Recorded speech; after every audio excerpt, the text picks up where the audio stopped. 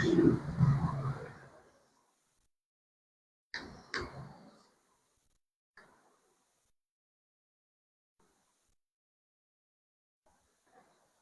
عليكم ورحمة الله وبركاته. الحمد لله رب العالمين، الصلاة والسلام على رسول الله وعلى آله وأصحابه أجمعين، أما بعد. رب اشرح لي ويسر لي أمري واحلل عقدة من لساني يفقهوا قولي. رب يسر ولا تعسر، إن أريد للإصلاح ما استطعت وما توفيقي إلا بالله عليه توكلت وإليه أنيب. அளவில்லா கருணையாளர் நிகழ்ல அன்புடையவன் அல்லாஹ்வின் பெயரை கொண்டு ஆரம்பம் செய்கிறேன். சகோதரர்களே, பெரியவர்களே, வியாபாரம் தொடர்பான ஷரியாவுடைய சட்டங்கள் என்ன என்பதை குறித்து நாம் பார்த்து வருகிறோம். அதில் கடந்த வகுப்பிலே இஸ்லாம் சொல்லக்கூடிய வியாபார நெறிமுறைகள் என்ன என்பதை பற்றி பார்த்தோம். அதே போன்று வியாபாரத்துடைய அடிப்படையான அம்சங்கள், வாங்குபவர், விற்பவர், விற்கப்படுகின்ற பொருள், அதிலே செய்யப்படுகின்ற ஒப்பந்தம் ஆகிய விஷயங்களை பார்த்தோம். அதற்கு அடுத்தபடியாக வியாபாரத்திற்கு சாட்சியத்தை ஏற்படுத்திக் கொள்வது. ஒரு வியாபாரம் நடக்கிறது என்று சொன்னால் அந்த வியாபாரத்திலே சாட்சியம் ஏற்படுத்துவது என்பது விரும்பத்தக்க ஒரு காரியம் என்பதை பற்றி பார்த்தோம். இதைத் தொடர்ந்து இன்றைய தினம் இன்ஷா அல்லாஹ் வியாபாரத்தில் ஹியார் என்று சொன்னால் அரபியில் தேர்வுரிமை, விருப்பம் என்று அதற்கு சொல்லப்படும். சாய்ஸ் அப்படின்னு சொல்லுங்க. அந்த ஹியாரை பொறுத்தவரையிலும் வாங்குகின்றவர், விற்கின்றவர் இருவருக்கும் ஒரு பொருளை வாங்குவதற்கும் விற்பதற்கும் உரிமையுடையவர்களாக, விருப்பமுடையவர்களாக இருக்கிறார். ஒரு வியாபார ஒப்பந்தம் நடக்கிறது. அந்த பொருள் விற்பவர் அதற்கென்று ஒரு விலையை சொல்லுகிறார், வாங்குவர் அதற்கென்று ஒரு விலையை கேட்கிறார். இந்த இருவருக்கு மத்தியிலான அந்த வியாபார ஒப்பந்தம் இந்த இடத்தில் நடக்கின்ற தேர்வுரிமையின் அடிப்படையில் முடிவு செய்யப்படும். ரெண்டு பேருமே உடன்பட்டுட்டாங்கன்னா வியாபாரம் நடக்கும், இல்லைன்னு சொன்னால் வியாபாரம் இல்லை. அதே நேரத்தில் ஒரு இடத்தில் அமர்ந்து கொண்டு இருவரும் வியாபாரத்தில் அதற்குரிய நிபந்தனைகளோடு பேசி முடிவாகிவிட்டது என்று சொன்னால் அதுக்கப்புறம் அந்த வியாபாரத்திலிருந்து திரும்புவதற்கு அவருக்கு உரிமை இல்லை. வியாபாரத்தை முறித்துக் கொள்வதற்கு உரிமை இல்லை.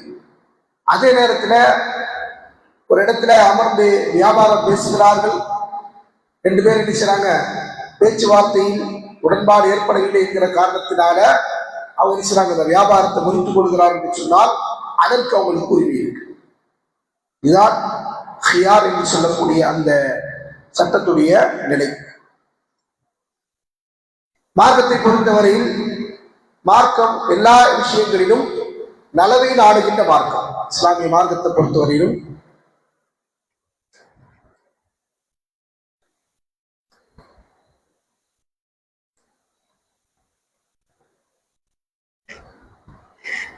இந்த மார்க்கத்துடைய தனித்தன்மை என்னன்னு சொன்னா எல்லா விஷயத்திலும் நலவை நாடுகிற ஒரு மார்க்கம். இப்ப மக்களுடைய சூழ்நிலைகளை கருத்தில் கொண்டு ஒரு வியாபாரம் நடந்தாலும் கூட, வியாபாரத்துடைய சட்டத்திட்டங்கள் அங்கே பேணி இருந்தாலும் கூட சில நிர்பந்த காரணத்தினால் அந்த வியாபாரத்தை முறிப்பதற்கான தேவை உண்டாகும். அப்படி உள்ள நேரத்தில் என்ன செய்யப்பட்டிருக்கு, அதற்கென்று மார்க்கம் சில சலுகைகளை அளித்திருக்கு.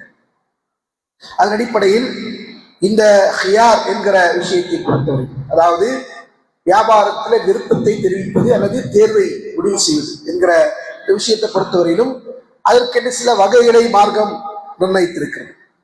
ஒன்று, விருப்பத்தை தெரிவிப்பதற்குரிய இடம். வியாபாரத்துல ரெண்டு பேர் என்ன செய்றாங்க, ஒப்பந்ததாரர்கள் உட்கார்ந்து கொண்டு பேசுறாங்க. அந்த அவையில என்ன செய்யலாம், ரெண்டு பேரும் தங்களுடைய விருப்பத்தை தெரிவிச்சு கொள்ளலாம். இது எனக்கு வேணும், வேண்டாம், நான் இதை வாங்குறேன், வாங்கல அப்படின்னு அந்த விருப்பத்தை அவங்க தெரிவித்துக் கொள்வதற்கான உரிமை உள்ளவர்கள். அல்லாஹ்வின் தூதர் ஸல்லல்லாஹு அலைஹி வஸல்லம் அவர்கள் சொன்னார்கள், அல் பைஆனி பில் ஹியாரி மா லம் யதஃபர்ரகா. வியாபாரம் செய்கின்ற இருவரும் தேர்வுரிமை கொடுக்கப்பட்டவராக இருக்கிறார், விருப்பம் உள்ளவராக இருக்கிறார், எதுவரை என்று சொன்னால் அந்த அவையை விட்டு அவர்கள் பிரியாதவரை. இந்த இடத்துல உட்கார்ந்து ஒருத்தர் வியாபாரம் பேசுறாரு, இந்த இடத்துலனா பள்ளியில உட்கார்ந்து பேசக்கூடாது. உதாரணத்துக்கு சொல்றேன், ஒரு இடத்துல உட்கார்ந்து ஒருத்தர் வியாபாரம் பேசுறாரு அப்படின்னு சொன்னா, அந்த வியாபாரம் பேசக்கூடிய அந்த இருவரும் அந்த அவையிலிருந்து கலைந்து செல்ற வரைக்கும் அவங்களுக்கு சாய்ஸ் இருக்கு. வியாபாரத்தை தொடர்றதா வேண்டாவா, வியாபாரத்தை முடிச்சிருந்தா அல்லது முடிச்சு விடுறதா, ரெண்டுக்குமே அவங்களுக்கு என்ன இருக்கு, உரிமை இருக்கு. அதே நேரத்தில் அங்கிருந்து பிரிச்சு போயிட்டாங்கன்னா அந்த உரிமை முடிஞ்சிருச்சு, வியாபாரம் முடிஞ்சதுதான். இவர் போயிட்டு என்ன சொல்லலாம், நான் உங்கள்கிட்ட வித்துட்டேன், நீங்க என்கிட்ட வாங்கிட்டீங்க, எனக்கு பணத்தை தந்துதான் ஆகணும் அப்படின்னு சொல்லலாம். அதற்கான உரிமை வியாபாரம் பேசிய வருவதற்கு உண்டு. இதுதான் வியாபாரத்துடைய அந்த நிபந்தனையின் முதன்மையானது. அதாவது இந்த வியாபாரத்தில் விருப்பம் தெரிவிப்பதற்கான வகைகளில் முதன்மையானது. இரண்டாவது வகை அப்படின்னு சொன்னா நிபந்தனையின் அடிப்படையிலான தேர்வு, நிபந்தனையின் அடிப்படையிலான விருப்பம். ஒரு பொருளை வாங்குற போது என்ன செய்யறோம், நம்ம இதை நான் ஒரு வாரம் வச்சுக்கிறேன் அல்லது ஒரு மாசம் வச்சு பார்க்கிறேன், அதுக்கப்புறம் என்ன செய்யறேன், உங்கள்கிட்ட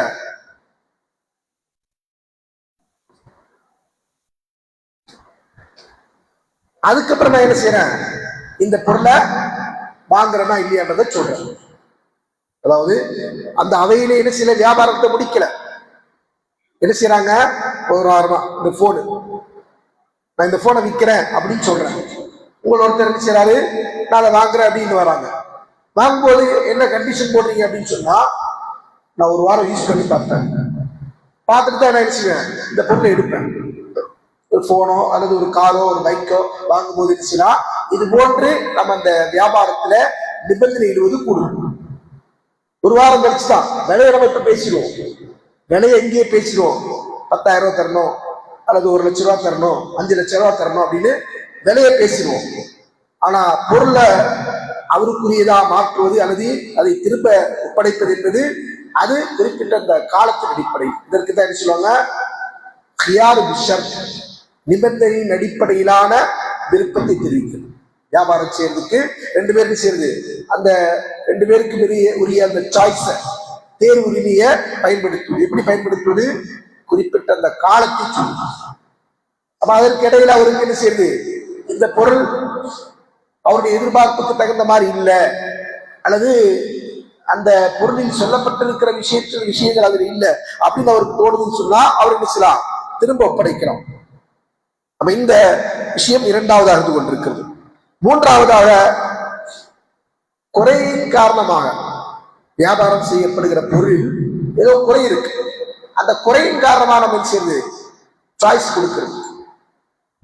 அப்படின்னு என்ன, ஒருத்தர் ஒரு பொருளை வாங்கிட்டார், வாங்கும் போது அவருக்கு தெரியாத அதுல குறை இருக்கு, விற்கிறவருக்கும் தெரியாது குறை இருக்கு. விற்கிறவர் என்ன செய்யல, இதுல குறை இருக்கு தெரிஞ்சு விற்கல, நல்ல பொருள் தான் நினைச்சு விற்கிறார். இன்னைக்கு மார்க்கெட்ல வாங்கக்கூடிய செகண்ட் ஹேண்ட் எலக்ட்ரானிக் ஐட்டம்ஸோட எல்லாத்தோட நிலைமையா தான். ஃப்ரிட்ஜ் வாங்குறோம், வாஷிங் மிஷின் வாங்குறோம், செகண்டா வாங்குறோம், ஏசி வாங்குறோம், போன் வாங்குறோம், எது வாங்கினாலுமே தான்.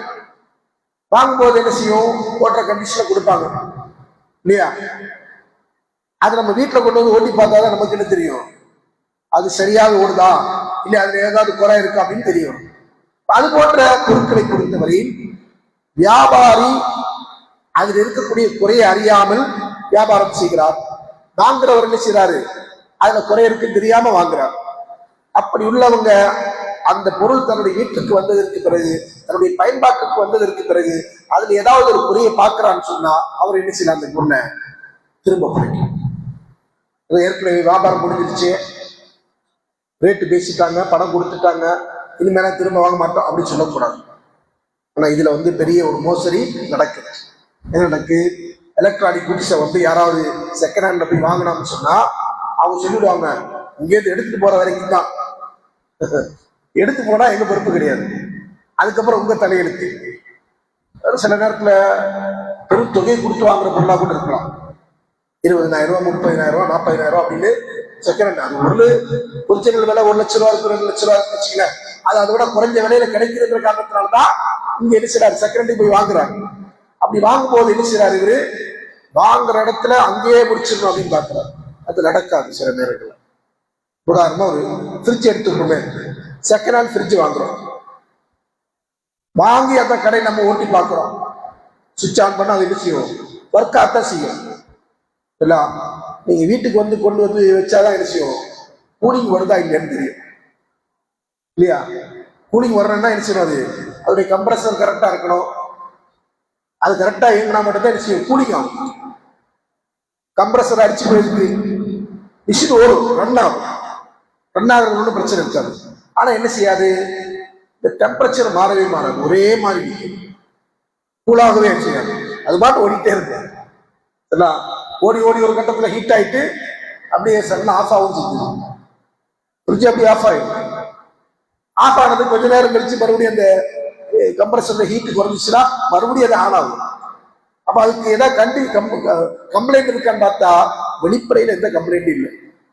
அது யார்கிட்ட கேட்டா தெரியும், மெக்கானிக் வந்து பார்த்தாலும் இதுதான் பிரச்சனைன்னு கண்டுபிடிப்பாங்க. அப்ப அப்படி உள்ள ஒரு பொருளை நம்ம வாங்குறோம், வாங்கிட்டோம், அதனால உங்க தலையெழுத்து சொல்லலாமான்னு கேட்டா அது சொல்லக்கூடாது. அப்படியான வியாபாரம் கூடாது. இஸ்லாமிய ஷரியாவில் மோசடி என்பது ஹராம். சொன்னாங்க, மன் கஷ்ஷனா ஃபலைஸ மின்னா, யார் நம்மை ஏமாற்றுகிறார்கள், நம்மிடத்துல மோசடி செய்கிறார்களோ அவர்கள் நம்மை சார்ந்தவர்கள் அல்ல.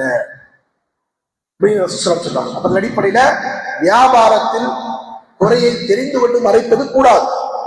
தெரியாமல் குறை நேர்ந்திருக்கு அப்படின்னு சொன்னா அந்த பொருள் என்ன இருக்கு, அது போன்ற குறை உள்ள பொருளா இருந்தா அது திரும்ப ஒப்படைக்கிறதுக்கு அவங்களுக்கு உரிமை இருக்கு.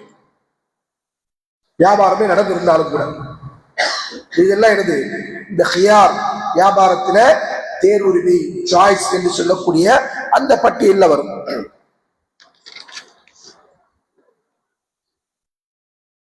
நாலாவது, ஒருவர் மோசடி செய்து வியாபாரம் செய்கிறார்.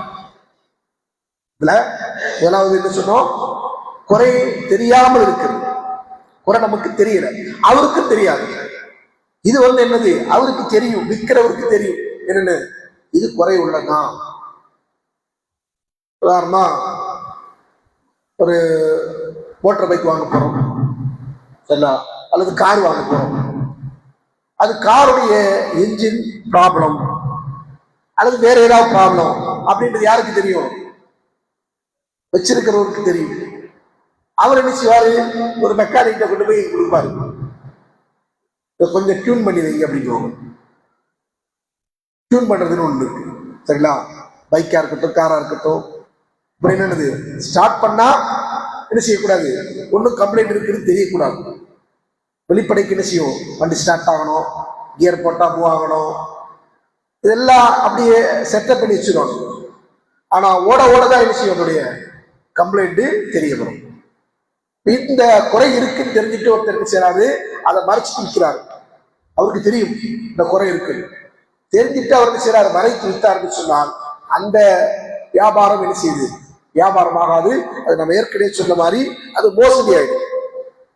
அப்ப அந்த மோசடியின் காரணமாக அந்த வியாபாரத்தை நினைச்சுலாம் முடிக்கிறதுக்கு உரிமை இருக்கு. வாங்கினவர் நினைச்சுலாம் கொண்டு போய் அவர்கிட்ட கொடுத்துருந்தா உன் பொருள் எனக்கு வேண்டாம், நீ என்ன செஞ்சுட்டு ஏமாத்திட்ட, அது ஏமாற்றுதல் தான். இதுல எல்லாரையும் எப்படி படிக்க கூடாதுன்றதுக்குதான் மூணாவதா நம்ம என்ன பார்த்தோம், மூணாவது என்ன பார்த்தோம், குறை இருக்கு, விற்றவருக்கும் தெரியாது, வாங்கியவருக்கும் தெரியாது. அது மாதிரியான சில விஷயங்கள். அது இப்ப நம்ம செகண்ட் ஹேண்ட் இல்ல, புதுசுலயே அந்த மாதிரி விஷயங்கள். புது பொருள்லயே என்ன இருக்கும், குறை இருக்கு. அது விற்றவருக்கும் தெரியாம குறை இருக்கலாம், வாங்கினவருக்கும் தெரியாத குறை இருக்கலாம். அது சின்ன பொருள் முதல் பெருசு வரைக்கும் அப்படி இருக்கு. அது ஒண்ணும் செய்ய முடியாது, மனித சக்திக்கு அப்பாற்படும். அது போன்ற விஷயங்களில் அது மோசடியா கருதப்படாது. ஆனால் அந்த குறை நேர்ந்திருக்கிற காரணத்தினால வியாபார ஒப்பந்தம் என்ன, ரெண்டு பேருக்கு மத்தியில அவங்களுடைய விருப்பத்தின் அடிப்படையில் இருக்கணும். அவங்க ரெண்டு பேருமே தேர்ந்தெடுத்துக்கலாம், இது நடத்தலாமா வேண்டாமா அப்படின்னு. நாலாவது பொறுத்த வரைக்கும் அது அப்பட்டமாவே என்ன, மோசடிதான். அந்த மோசடியை பொறுத்தவரையில் மோசடியின் காரணமாக அந்த வியாபாரம் செல்லாமல் ஆகிவிடும். என்றால் அல்லாஹ்வின் தூதர் ஸல்லல்லாஹு அலைஹி வஸல்லம் அவர்கள் மேல சொன்ன ஹதீஸ், மன் கஷ்ஷனா ஃபலைஸ மின்னா, நம்மை ஏமாற்றுகிறவர்கள் நம்மை சார்ந்தவர்கள் அல்ல. அதன் அடிப்படையில ஒருத்தர் செய்றாரு, தன்னிடத்தில் இருந்து கொண்டிருக்கிற வாகனத்திலோ அல்லது பொருளிலோ குறை இருக்கு என்று தெரிந்தே அந்த குறையை மறைத்து ஒருத்தர் வியாபாரம் செஞ்சார்னா வாங்கியவர் அந்த பொருளை என்ன அவர்கிட்ட கொண்டு வந்து திரும்ப படைக்கிறதுக்கு அவருக்கு முழுமையான உரிமை இருக்கு. அப்படி ஒரு ஒப்படைக்கும் போது திரும்ப பெறலன்னா எடுச்சிடும், சட்டம் அதை தலையிட்டு இஸ்லாமிய சரியா இருக்குன்னு சொன்னா அந்த சரியா நீதிமன்றத்துல கொண்டு வந்தாங்கன்னா அவருக்கு ஒரு உரிமையை பெற்று தர வேண்டும். நியாயத்தின் அடிப்படையில் இயங்கக்கூடிய சட்டங்களும் அதுதான் செய்யும். தெரிஞ்சுட்டே குறை எடுத்துட்டா மறைச்சிட்டு விட ஏமாத்தி விட்டுட்டான், எனவே நினைச்சணும் அப்படி உரிமையை அவனுக்கு பெற்றுக் கொடுக்கணும் என்பதற்காக நினைச்சுவாங்க, அதை திரும்ப ஒப்படைச்சுவாங்க. இதுதான் இந்த வியாபாரத்தில் இருந்து கொண்டிருக்கிற ஹியார், அதாவது விருப்பம் தேர்வு உரிமை என்கிற விஷயம். இந்த 4 விஷயங்களின் அடிப்படையில் தான் ஒரு வியாபாரம் அந்த இடத்தில் நடந்தாலும் அது நடைமுறையில் அந்த வியாபாரத்தை நீடிக்க செய்வது அல்லது நீடிக்காமல் இருக்கிறது என்கிற விஷயத்துக்கு வரும். சரிங்களா? அடுத்ததாக ஷுரூத்துல் வியாபாரத்துடைய நிபந்தனைகள். ஒரு வியாபாரம் நடக்கணும் சொன்னா அதற்கு என்னென்ன நிபந்தனைகள் இருக்கு? இந்த நிபந்தனைகள் உட்பட்டு ஒருத்தர் வியாபாரம் செஞ்சாதான் இஸ்லாமிய ஷரியாவில் அது ஹலாலான வியாபாரம். வியாபாரம் நமக்கு அனுமதி, எந்த வியாபாரம் வேணாலும் செய்யலாம். வியாபாரத்துல ஹராம் அல்லாத எல்லாவற்றையும் விற்பதற்கு வாங்குவதற்கு உரிமை இருக்கு. ஆனா அந்த உரிமையை எப்ப நம்ம நிலைநாட்டுவோம் அப்படின்னு சொன்னா வியாபாரத்திற்கென்று மார்க்கம் சொல்லி இருக்கக்கூடிய நிபந்தனைகள் அதில் நிறைவேற வேண்டும். ஒருத்தர் இந்த நிபந்தனையை தெரியாம வியாபாரத்திற்கான மார்க்கம் சொல்லுகிற ஷர்த்துகள் என்ன என்பதை தெரியாம வியாபாரம் செய்யறான்னு சொன்னா பெருவாரியாக அவருடைய வியாபாரம், இந்த வியாபாரமே அசல்ல ஹராம் ஆவதற்கு வாய்ப்பு. ஒரு வாங்குற பொருள ஹராம் அல்ல, விற்கிற பொருள ஹராம் அல்ல. ஆனா அவர் என்ன செய்யறாரு, வியாபாரத்துடைய சட்டதிட்டங்களை தெரியாததன் காரணமாக அவர் என்ன செய்யறாரு, வியாபாரத்தையே ஹராமான முறையில் அமைத்துக் கொடுக்கிறார். அதனால நாம வியாபாரத்தில் ஈடுபடுகிற அத்தனை பேரும் அறிந்து கொள்ள வேண்டிய விஷயம்தான் இந்த வியாபாரத்திற்கு மார்க்கம் சொல்லுகின்ற சுருத்துகள், நிபந்தனைகள். அதுல முதல் நிபந்தனை, வியாபாரம் செய்கிற இருவருக்கு மத்தியில் பொருத்தம் இருக்க வேண்டும். என்ன இருக்கணும்? பொருத்தம். அப்படின்னா 2 பேரும் நிச்சயம் உடன்பட்டு அந்த பொருளை விற்கவும் வாங்கவும் செய்ய வேண்டும். அல்லாஹ் தஆலா சொல்லுகிறார், யா அய்யுஹல்லதீன ஆமனு, நம்பிக்கையாளர்களே, லா தஅக்குலு அம்வாலக்கும் பைனக்கும் பில் பாத்தில், உங்களுக்கு மத்தியில் உங்களுடைய செல்வங்களை நீங்கள் அநியாயமான முறையில் உண்ணாதீர்கள்.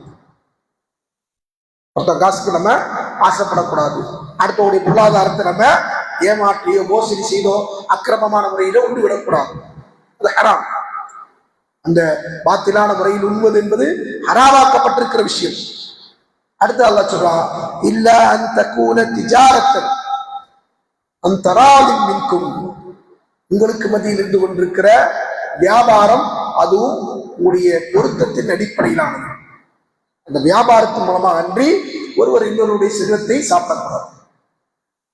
அடுத்த உகாசுக்கு நம்ம ஆசைப்படக்கூடாது. ₹1 இருந்தாலும் சரி, வியாபாரம் செய்த அந்த வியாபாரம் எப்படி இருக்கணும், உங்களுக்கு மத்தியில் உள்ள பொருத்தத்தின் அடிப்படையில் இருக்கணும் அப்படின்னு சொல்லுவாங்க. இதை ரசூலுல்லாஹ் சொல்றாங்க, இன்னமல் பைஅ அன் தராதின், வியாபாரம் என்பது பொருத்தத்தின் அடிப்படையில் தான். பொருத்தம் இல்லாமல் என்ன செய்யக்கூடாது, வியாபாரம் இருக்கக்கூடாது. ஒருத்தர் நிர்பந்திச்சு ஒரு பொருளை வேலை பேசி வாங்கினாரும் கூட அந்த வியாபாரம் என்னென்ன ஹலால் இல்லை. தனக்கு தேவை இருக்கின்றதுக்காண்டி ஒருத்தர் நினைச்சக்கூடாது நிர்பந்திக்கவோ அவற்றிருந்து அதை அபகரிக்கவோ செய்து ஒரு பொருளை உடமையாக்கி கொண்டால் அது வியாபாரம் அல்ல அப்படின்றத நம்ம புரிஞ்சுக்கணும். 2வது நிபந்தனை, யாரும் வியாபாரம் செய்கிறாரோ நம்ம கவனிக்க வேண்டிய விஷயம், அவரு வியாபாரம் செய்வதற்கு தகுதியுடையவராக. அதாவது ஒருத்தர் வியாபாரம் நடக்குதுன்னு சொன்னா அந்த வியாபாரம் செய்யக்கூடிய ஒரு பருவ வயது அடைந்தவரா இருக்கணும், சுயபுத்தி உள்ளவரா இருக்கணும், சுதந்திரமானவரா இருக்கணும். இதெல்லாம் அதுக்கான நிபந்தனை. அதே மாதிரி அவர்கிட்ட மெச்சூரிட்டி இருக்கும். ஒரு சின்ன பையன் பாப்பாவுடைய போன் எடுத்துட்டு வந்தான், சரிங்களா, வாக்கில் இல்லை, அதாவது சுயபுத்தி உள்ளவன் இல்லை, அவன்கிட்ட சாக்லேட் கொடுத்தா என்ன செய்வான், போனை கொடுத்து போயிடுவான். இதை போய் வியாபாரம் சொல்லலாமா? அது வியாபாரம். வியாபாரம் செய்வதற்கு தகுதி உள்ளவரிடத்துலதான் வியாபாரம் செய்யும். யார்கிட்ட வியாபாரம் செய்யறோமோ அவங்கள்ட்ட இருக்கணும் இந்த கொடுக்கல் வாங்கலுக்கான தகுதி இருக்கு. அப்படி தகுதி உள்ளவர்களாக இருந்தால் மட்டும்தான் அவரிடத்தில் வியாபாரம் செய்ய வேண்டும். 3வது, வியாபாரம் செய்பவர் அந்த வியாபார பொருளுக்கு உரிமையாளராக இருக்கு. என்ன புரியுதுங்களா? ஒரு வாகனத்தை விற்கிறாரு, விற்கிறவர் யாரா இருக்கணும்? ஓனரா இருக்கணும், சொந்தக்காரர். ஒரு இடத்தை விற்கிறாரு, அந்த இடத்தை விற்கிறவர் யாரா இருக்கணும்? அதுக்கு உரிமையாளராக இருக்கணும். அவருக்கு ஆட்டையை போட்ட இடத்த நமக்கு விற்க கூடாது, அல்லது அவருடைய உரிமையில் இல்லை, அவருக்கு அது உரிமையானது அல்ல, யாரோ ஒருத்தருடைய அவர் அவருடைய ஆதிக்கத்துல வச்சிருக்கிறார். அது அவருடைய அனுமதியோடும் கிடையாது, அவருடைய உரிமையாளருடைய அனுமதியோடும் கிடையாது. இவர் என்ன செய்யறாரு? பணத்திற்கு ஆசைப்பட்டு அதை விற்கிறாரு அப்படின்னு சொன்னா அந்த வியாபாரம் சொன்னார், வியாபாரம் அல்ல. ஏன்னா ரசூலுல்லாஹி சொன்னாங்க, லா தபி' மா லைஸ இந்தக், உன்னிடத்தில் இல்லாத பொருளை நீ விற்காது. உன்னிடத்தில் இல்லாத பொருளை நீ விற்காது. இல்லாத பொருள் விற்பதற்கு உரிமை இல்லை. இல்லாத பொருள் என்று சொன்ன அர்த்தம், எனக்கு உரிமை இல்லை, அது என்னுடையதல்ல, நான் அல்ல அதனுடைய எஜமானன். அந்த அடிப்படையிலான பொருளை என்ன செய்யக்கூடாது? விற்பனை செய்வது என்பது கூடாது. இதெல்லாம் நிறைய இடங்களை மீறப்படுது, அதெல்லாம் தடை செய்யப்பட்டிருக்கின்ற வியாபாரங்களில் வரும். நாலாவது, எந்த பொருளை நாம் வியாபாரம் செய்கிறோமோ அந்த பொருள் பயன்படுத்துவதற்கு அனுமதிக்கப்பட்டதா இருக்கு. வியாபாரம் செய்யக்கூடிய பொருள் பயன்படுத்தப்படுவதற்கு அனுமதிக்கப்பட்டதா இருக்கணும். உணவு பொருளாக இருந்தாலும் சரி, குடிபானங்களாக இருந்தாலும் சரி, ஆடையா இருந்தாலும் சரி, வாகனங்களா இருந்தாலும் சரி, நிலங்களாக இருந்தாலும் சரி, எல்லாமே பயன்படுத்துவதற்கு அனுமதிக்கப்பட்டதா இருக்கு. உணவுப் பொருள் அப்படின்னு சொன்ன என்ன அர்த்தம்? எது நமக்கு உண்பதற்கு ஹலாலா இல்லையோ, பன்றி இறைச்சி உள்ளலாமா? ஹராம். அப்ப அது என்னது? அந்த அந்த பொருளை வியாபாரம் செய்யறது ஆகாது. மது அருந்துவது கூடுமா? கூடாது. அப்ப அதை என்ன செய்யறது? வியாபாரம் செய்வது கூடாது. அதே போன்றுதான் பட்டாடை, பட்டாடை வாங்கலாமா, அணியலாமா? அணியக்கூடாது. அப்ப அதை வியாபாரம் செய்யக்கூடாது. இதெல்லாம் பயன்படுத்துவதற்கு உரியதோ அது பெண்களுக்கு வியாபாரம் செய்யலாம். பட்டாடை இருக்கு, ஒருத்தர் நினைச்சலாம், இப்போ துணிக்கடைக்காரர் நம்ம இப்பாஸ் ரஃபீக் பாய் எடுத்துப்போம், அவர் பட்டாடையை வச்சுக்கலாம். யாருக்காண்டி வியாபாரம் செய்யணும்? பெண்களுக்கு. அவர்கிட்ட ஆண்கள் கேட்கறாங்க, எனக்கு ஒரு சட்டை தச்சு கொடுங்க, கூடாது, விற்கக்கூடாது, அது ஹராம். ஏன்னா ஹராமான ஒன்றுக்காக வேண்டி பயன்படுத்தப்படும். அதே போன்று நிலம் இருக்கு, வக்ஃப் சொத்து அப்படி வச்சுக்கோங்க, அது ஒருத்தர் என்ன செய்யறாரு? இன்னைக்கு நிறைய அப்படிதான் வக்ஃப் சொத்துக்கள் சூறையாடப்பட்டிருக்கு. யாரோ வச்சிருந்தவங்களாம் வித்துட்டு போயிட்டாங்க. சொந்தம், அதாவது யாருக்கும் சொந்தம் இல்லாது, ஆனா அவர் என்ன செஞ்சுட்டாரு? பயன்படுத்தி கொண்டிருக்கிறவர் அவருக்கு சொந்தம் நினைச்சு அடுத்தவங்களுக்கு வித்துட்டு போயிட்டாரு. அது மாதிரியான வியாபாரங்கள் நடந்தால் அதெல்லாம் என்னது? அனுமதிக்கப்பட்டதல்ல. அது போன்ற வியாபாரம் செய்யக்கூடாது. ஏன்னா ரசூலுல்லாஹி சொன்னாங்க, இன்னல்லாஹ் ஹர்ரம பைஅல் ஹம்ரி வல் மைத்தத்தி வல் ஹின்ஸீர் வல் அஸ்னாம். அல்லாஹ் மதுவை வியாபாரம் செய்வதை ஹராமாக்கி இருக்கிறான், செத்தவற்றை வியாபாரம் செய்வதை ஹராமாக்கி இருக்கிறான், பன்றியை வியாபாரம் செய்வதை ஹராமாக்கி இருக்கிறான், சிலைகளை விற்பதையும் ஹராமாக்கி இருக்கிறான். இதெல்லாம் நமக்கு பயன்படுத்துவதற்கு ஹலாலானது அல்ல. பயன்படுத்துவதற்கு எது ஹலால் இல்லையோ அந்த பொருளை நினைச்சக்கூடாது, வியாபாரம் செய்வது கூடாது. அடுத்ததா இந்த ஹதீஸ்ல சொல்றாங்க, இது பயன்படுத்துவதற்கு ஹலால் சொன்னா வியாபாரம் செய்வது கூடாதுன்னு நம்ம சொல்ல முடியாது, பயன்படுத்ததானே கூடாதுன்னு சொல்லணும்.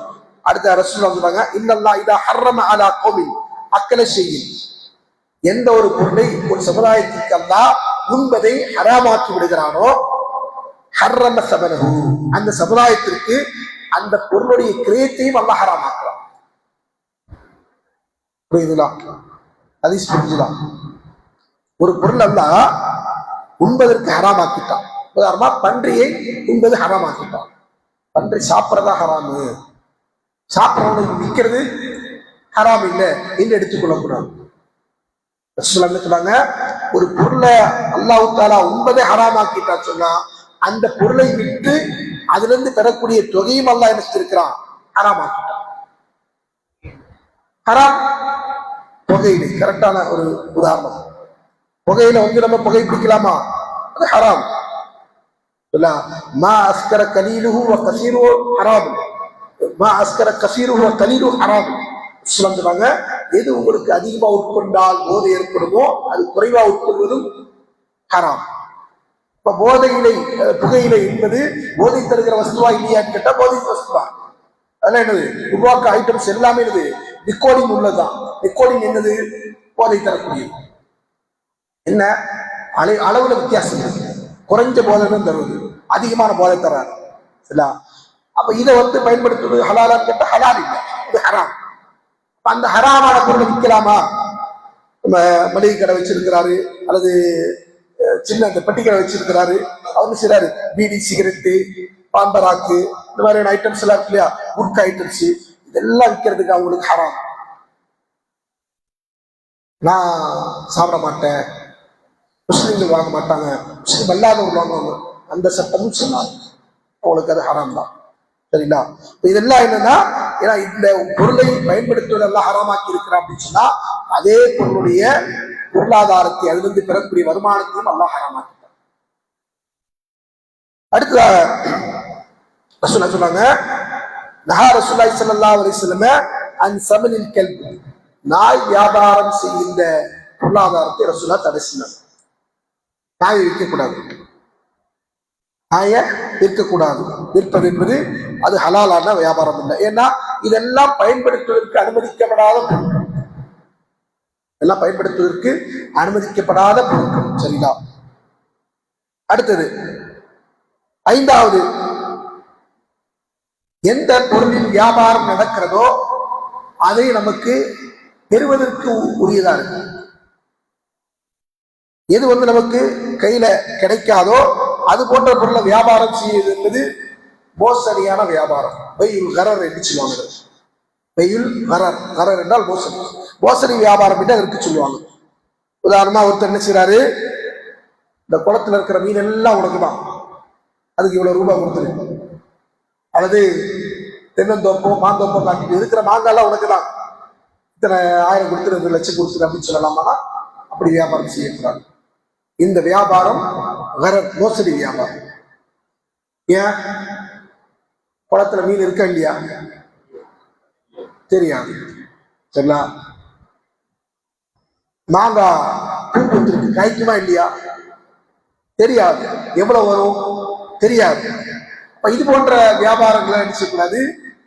நம்ம கைக்கு வர்ற வரைக்கும் அதுல வியாபாரம் என்பது கிடையாது.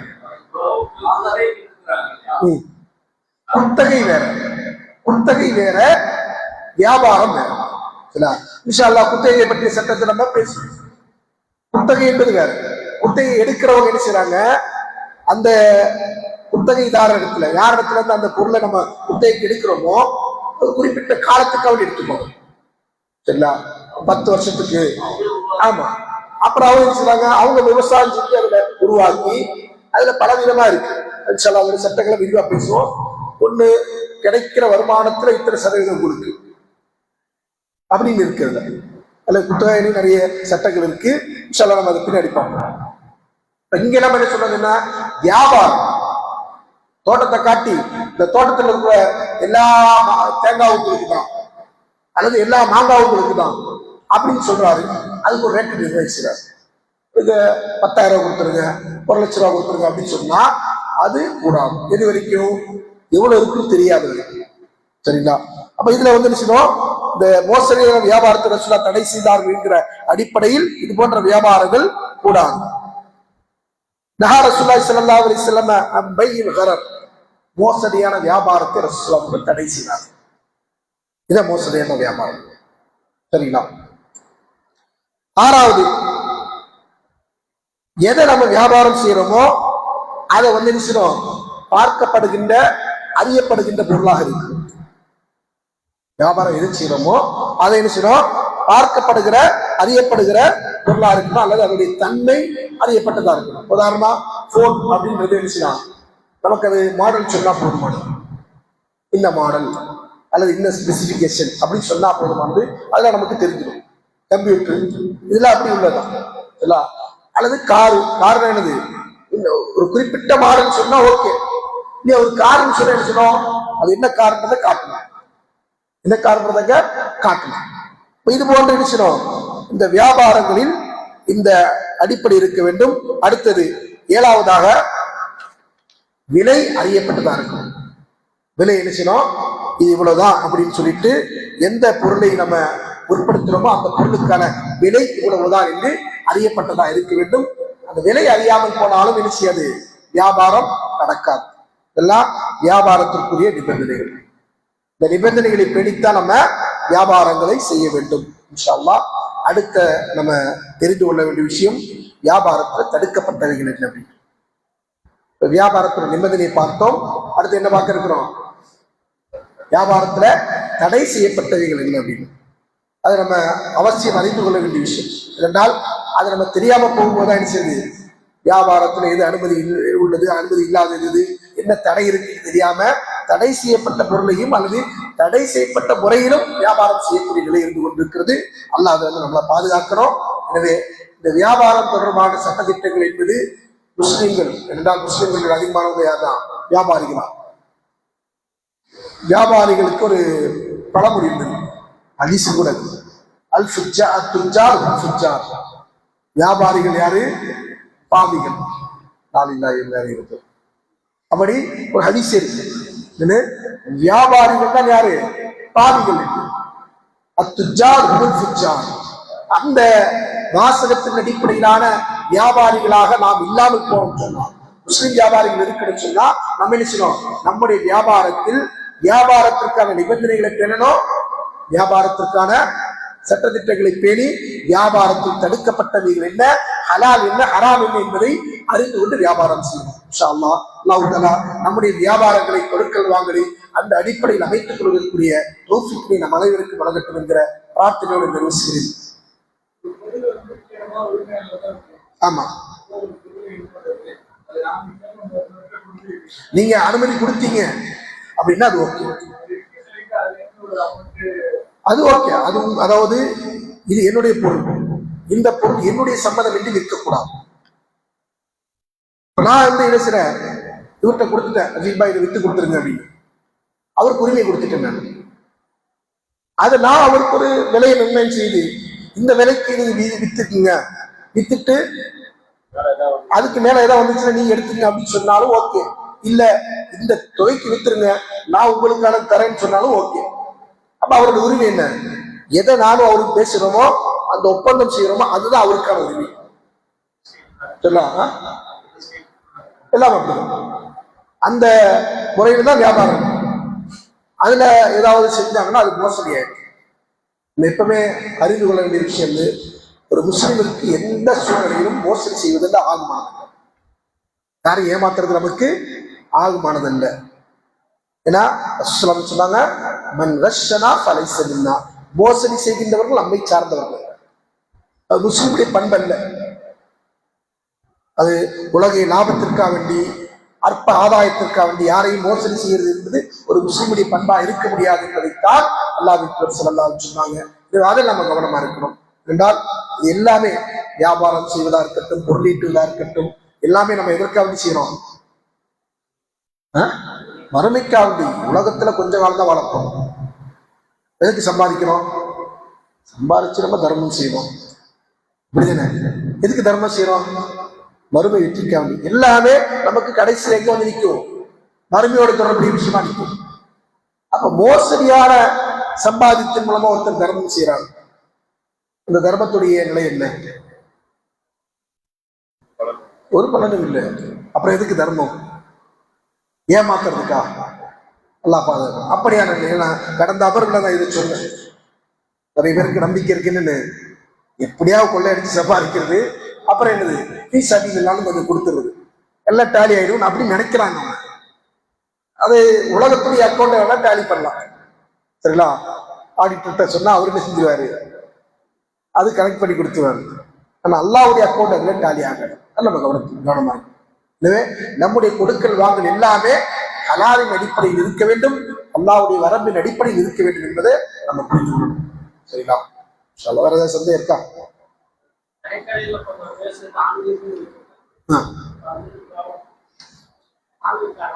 கோல்டு ஹராம் கூடாது. மோதிரமும் ஆண்களுக்கு என்று வியாபாரம் செய்வதா இருந்தால் கூடாது. பிரேஸ்லெட் மட்டும் இல்ல, செயினா இருக்கட்டும், அது கோல்டுக்கு நான் பேசிட்டு கோல்டு, அது பிரேஸ்லெட்டா இருக்கட்டும், மோதிரமா இருக்கட்டும், செயினா இருக்கட்டும், எதுவா இருந்தாலும் ஒரு ஆண் அவன் அணிவதற்காக வேண்டி வாங்குற போது ஒரு நகை கடைக்காரர் அதை கொடுக்கக்கூடாது, இப்படி செய்யக்கூடாது. சேமிப்புக்காண்டி வாங்கி வைக்கிறாரு, விற்பனைக்காண்டி வாங்கி வைக்கிறாரு, அது போடும். சரிங்களா? சரி.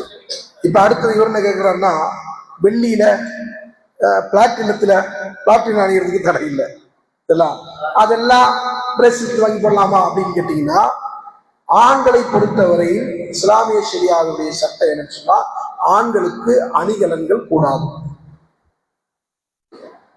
கம்மலு, செயின், மாட்டலு, வளையல் எல்லாம் யாருக்குள்ளது இல்லை, ஆண்களுக்குரியது அல்ல. எல்லாம் இஸ்லாம் பெண்களுக்குரியதாகி. மோதிரம் மட்டும்தான் அனுமதி, அது தங்கம் கூடாது. தங்கம் அல்லாத மற்ற உலோகத்தினால தேவை இருந்தால் ஒரு மோதிரத்தை அணிந்து கொள்ளலாமே தவிர வேறு எந்த உலோகத்தையும் அணிகலன்களாக ஆண்கள் பயன்படுத்துவதற்கு அனுமதி இல்லை. என்ன யாருக்கு வெள்ளியில எதுக்கா வேண்டிய மோதிரம்? அதுக்கு அளவெல்லாம் கிடையாது, இல்ல அதுக்கெல்லாம் அளவு கிடையாது. 4 கிராமா இருக்கலாம், 2 கிராமா இருக்கலாம், அது பிரச்சனை இல்லை. ஆனா அது அணிகலன்களாக மற்ற எதையும் பயன்படுத்தக்கூடாது. மோதிரம் கூட அவருக்கு தேவை இருந்தால் பயன்படுத்திக்கலாம். மோதிரம் போடுறது சுண்ணா அப்படின்னு சில பேர் சொல்லுவாங்க, அப்படி சுண்ணாவும் இல்லை. சரிங்களா? அது சுண்ணத்தான விஷயம் இல்லை. ரசூலுல்லாஹி அவர்கள் தேவை நிமித்தமாக பயன்படுத்திக் கொண்டார்கள் மோதிரத்தை. ஆமா, ரசூலுல்லாஹ் அதுக்கு முன்னாடி மோதிரத்தை அணிந்தாங்கன்னு பார்க்க முடியாது. ரசூலுல்லாஹ் அதுக்கு முன்னாடி என்ன செஞ்சாங்க, மோதிரம் போட்டிருந்தாங்க அப்படின்னு நமக்கு பார்க்க முடியாது. எப்ப ரசூலுல்லாஹ் அவர்கள் மோதிரம் அணிந்தாங்க அப்படின்னா, எப்ப அந்த முத்தரை முஹம்மது ரசூலுல்லாஹ் என்கிற இந்த சீலை அதுல பொறிக்கப்பட்டதோ அதற்கு பிறகுதான் மோதிரத்தை பயன்படுத்தக்கூடிய வழக்கம் ரசூலுல்லாஹ் இடத்துல இருக்கு. பல அணிகலன்கள் என்பது ஆண்களுக்கு ஆகுமானது, இதை நம்ம புரிஞ்சுக்கணும். அது எந்த உலோகமாக இருந்தாலும் சரி. சுப்ஹானக்கல்லாஹும்ம வ பிஹம்திக அஷ்ஹது அல்லா இலாஹா இல்லா அன்த அஸ்தக்ஃபிருக வ அத்தூபு இலைக்.